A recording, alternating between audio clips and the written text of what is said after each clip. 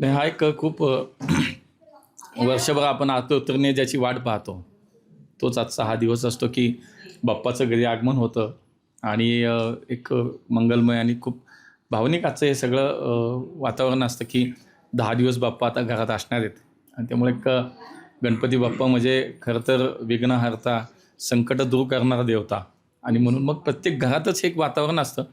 आणि त्यासोबतच खरं तर ज्या पुण्यामध्ये आज आपण पाहतो की सार्वजनिक गणेश उत्सवाला सुरुवात झाली, तोही उत्सव पुढचे 10 दिवस या शहरामध्ये आता देशभरामध्ये भाविक इथे येतात, दर्शनाला येतात. इथल्या मिरवणुकीचं एक वेगळं आकर्षण असतं, त्याच्याबद्दल एक श्रद्धासुद्धा आहे. त्यामुळे एकूणच 10 दिवस हा पुण्यामध्ये आणि एकूणच प्रत्येक घराघरात आता एक बाप्पाच्या आगमनाचं एक वातावरण आहे. ते खूप मंगलदायी आणि आनंददायी असतं. तोच आजचा हा अनुभव आहे. राज्याला गणेशोत्सवाला खरंच राज्य महोत्सवाचा दर्जा मिळाला आणि त्याच्यात पुण्याचा मोठा वाटा आहे असं म्हटलं हे देखील खूप म्हणजे मी राज्य सरकारचं माननीय देवेंद्रजी असतील, एकनाथ शिंदेसाहेब असतील, अजितदादा असतील, या सगळ्याच नेते मंडळींचं राज्य सरकारचं मनापासून करतं. त्यांचं अभिनंदन करतो, धन्यवादही देतो की राज्य सरकार हे आपल्या उत्सव, सण, परंपरा याला निश्चितपणे एका बाजूला आपण आपलं राज्य हे देशात सर्वाधिक विकासाच्या दृष्टीनं वेगानं वाटचाल करणारं राज्य तर आहेच. पण दुसऱ्या बाजूला सुद्धा ही परंपरा, संस्कृती, आमच्या या महापुरुषांच्या सुद्धा काही ज्या ह्या आहेत, स्मृती आहेत, ह्या जतन करण्याचं कामसुद्धा राज्य सरकार खूप चांगल्या प्रकारे करते. आणि म्हणून गणेश उत्सवाला राज्य सरकारनं जो काही आज याचा दर्जा दिला आहे, राज्याच्या उत्सवाचा दर्जा दिला, तो खूप कौतुकास्पद आहे. आणि मनापासून प्रत्येक महाराष्ट्रातल्या प्रत्येक मराठी माणसाला तो आनंद देणार आहे. यंदाचा गणेशोत्सव चर्चेत आला तो अर्थात विसर्जन मिरवणुकीवरून जो काही वाद होता आणि तुम्ही देखील या सगळ्याच्यात पुढाकार घेतला आणि शेवटची जी बैठक झाली त्यानंतर या सगळ्या वादावर पडदा पडला आणि एकूण त्याचं नियोजन देखील ठरलेलं आहे विसर्जन मिरवणुकीचं.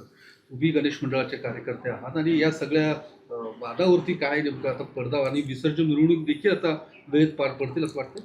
हा नक्कीच, कारण शेवटी आम्ही आज पुणे शहरात जवळजवळ 7,000 ते 8,000 सार्वजनिक गणेश उत्सव मंडळ आहेत की दरवर्षी वर्षानुवर्ष म्हणजे 133 वर्षाची परंपरा आहे की आपण गणेश उत्सव साजरा करतो.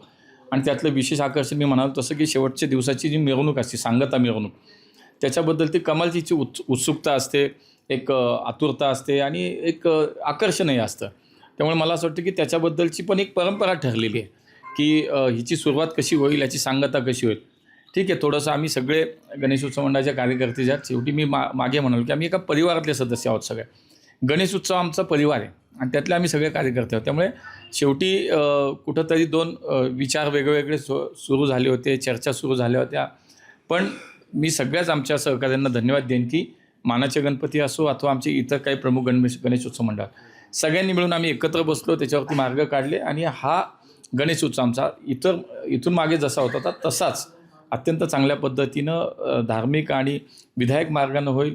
त्याच्यामध्ये आमची परंपरा, संस्कृती जपल्या जातील आणि शिवाय कमी वेळेमध्ये ही मिरवणूक कशी संपवते या बाबतीत सगळ्याच लोकांनी सकारात्मकता त्याच्यामध्ये दाखवली. आणि म्हणून हा वाद नव्हता, त्याच्यामध्ये वेगवेगळे 2-3 विचार होते, ते सगळे एकत्र आले आणि हा विषय सगळा संपला. गणेश मंडळाचा कार्यकर्ता ते महापौर ते खासदार ते थेट केंद्रीय मंत्री, या सगळ्या प्रवासात बाप्पाची साथ कशी लागली? निश्चितच मला असं वाटतं की शेवटी एक आपली श्रद्धा, आपली भावना काय याच्यावरती सुद्धा खूप अवलंबून आहे. मी गेले 30 वर्ष झालं गणेश उत्सव मंडळाचा कार्यकर्ता म्हणून काम करतो. जेव्हापासून मला कळलं, मी 12वीला मला वाटतं साधारणतः 1992-93 साली आम्ही गणेश उत्सवाला कोथरूडमध्ये सुरुवात केली. आज जवळजवळ 30-32 वर्ष या उत्सवातला एक कार्यकर्ता म्हणून आजही, म्हणजे जरी मी लोकप्रतिनिधी होऊन मला वेगवेगळ्या संधी मिळत गेली, जबाबदारी मिळत गेली, तरी माझ्यातला गणेश उत्सव मंडळाचा कार्यकर्ता हा कधी वेगळा झाला नाही. त्यामुळे आजही गणेश उत्सव म्हटल्यानंतर मांडवामध्ये बसणं, तिथं थांबणं, देखाव्याची तयारी पाहणं, अहवाल तयार करणं, इथपर्यंत सगळं काम पाहत. म्हणजे रात्रीसुद्धा मी पहाटे 4-4:30 आज गणेश उत्सवाच्या माझ्या मंडळात होतो. आजच्या मिरवणुकीची तयारी काय होती, आमच्या देखावाची तयारी कुठपर्यंत झाली, हे सगळं पाहिलं. तर मला असं वाटतं की ते नातं माझं जे ते आयुष्यभरासाठी. राज्यभरात सगळीकडे गणेशोत्सव साजरा होत आहे, पण दरम्यान मनोज जरांगे यांचा जो मुंबई दौरा आहे त्यात ते कुठेही मागे हटलेले दिसत नाही. पण सातत्याने थेट मुख्यमंत्र्यांवर टीका करणं कितपत योग्य आहे? मला असं वाटतं शेवटी बघा, आपल्याकडे लोकशाही आहे, तुम्हाला विचार स्वातंत्र्य आहे. तुम्ही एखाद्या विषयासाठी तुमचं मत व्यक्त करा, तुमची मांडणी करा, तुम्ही आंदोलन करा, हे सगळं मान्य आहे. पण मला असं वाटतं की व्यक्तिगत स्वरूपात कुठंतरी राज्याच्या मुख्यमंत्र्यांवरती अशा पद्धतीनं बोलणं हे योग्य नाही. माननीय जरांगे पाटलांना माझी विनंती राहील की आपण थोडा संयम बाळगला पाहिजे. आज अशा माणसाबद्दल आपण बोलतो की ज्या माणसानं गेल्या 40-50 वर्षात, म्हणजे मराठा समाजाला आरक्षण देण्याची मागणी आज नाही आहे, गेल्या 40-50 वर्ष आहे. आणि ज्या माणसांनी पहिल्यांदा मराठा समाजाला आरक्षण दिले ते देवेंद्र फडणवीस या राज्याचे मुख्यमंत्री होते. आणि त्यानंतर सातत्याने त्यासाठी त्यांनी प्रामाणिक प्रयत्न केले. त्यांनी आरक्षण उच्च न्यायालयात त्यांचे सरकार असताना टिकवलं. नंतर राज्यामध्ये महाविकास आघाडीचं सरकार आलं, त्यामुळे सर्वोच्च न्यायालयात आपल्याला आरक्षण गमवावं लागलं.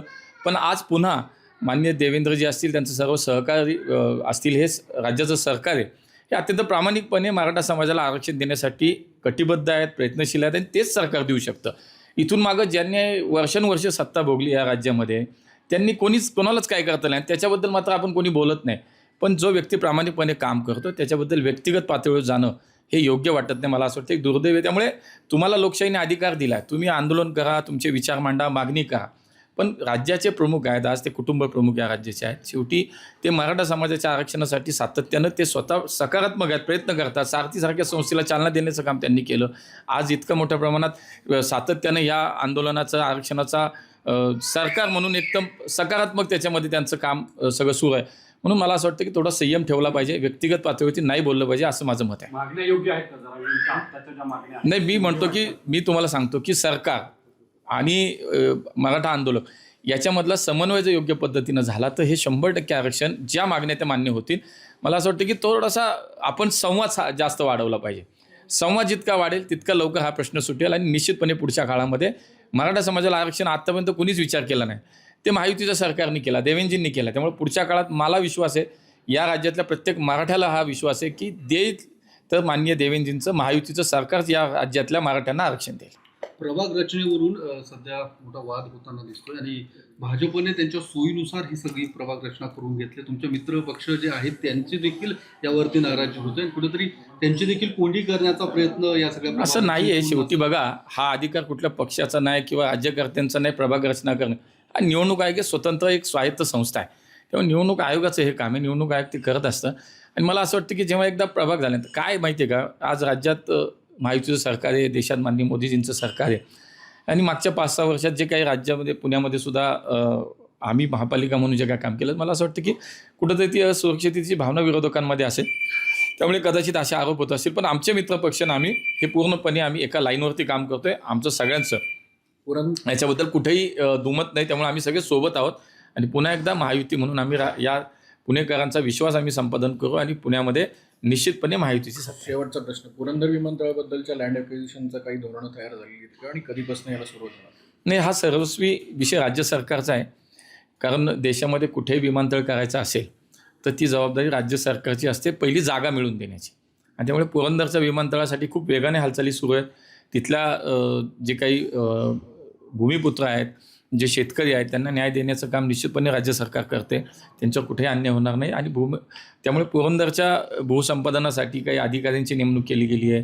तिथले झोन, मला वाटतं इंडस्ट्रियल झोनमध्ये सुद्धा त्याचं, त्या भागाचं, त्या जी जमीन घ्यायची त्याचं रूपांतर करण्यात आले. बरंच काही कार्यवाही आता चालू आहे आणि मला असं वाटतं वेगानं ती प्रक्रिया सुरू आहे. त्यामुळे पुणेकरांसाठी, पश्चिम महाराष्ट्रासाठी नवी मुंबईचं विमानतळ लवकर सुरू होते आणि पुढच्या काळामध्ये पुणे विमानतळाचं एक्सपान्शन होते आणि त्याच्यामध्ये पुरंदरसारखं एक मोठं विमानतळ आंतरराष्ट्रीय दर्जाचं पुण्यामध्ये. त्यामुळे पुढच्या काही काळामध्ये खूप चांगला प्रकारचा या क्षेत्रामधला विकास आपल्याला पाहायला मिळेल आणि नागरिकांची सोय होईल. एक खासदार म्हणून प्रश्न आहे, सिंहगड रोडच्या वाहतूक कोंडीबद्दल सातत्याने बोललं जाते, मात्र तिथल्या उड्डाणपुलाचं लोकार्पण होत नाहीये अशी स्थानिकांची तक्रार आहे.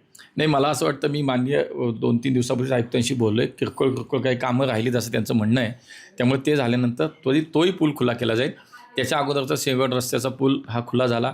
आता सन सिटी ते कर्वेनगरचं या नदीवरच्या पुलाचं काम चालू आहे, तो काही दिवसानंतर तो चालू होईल.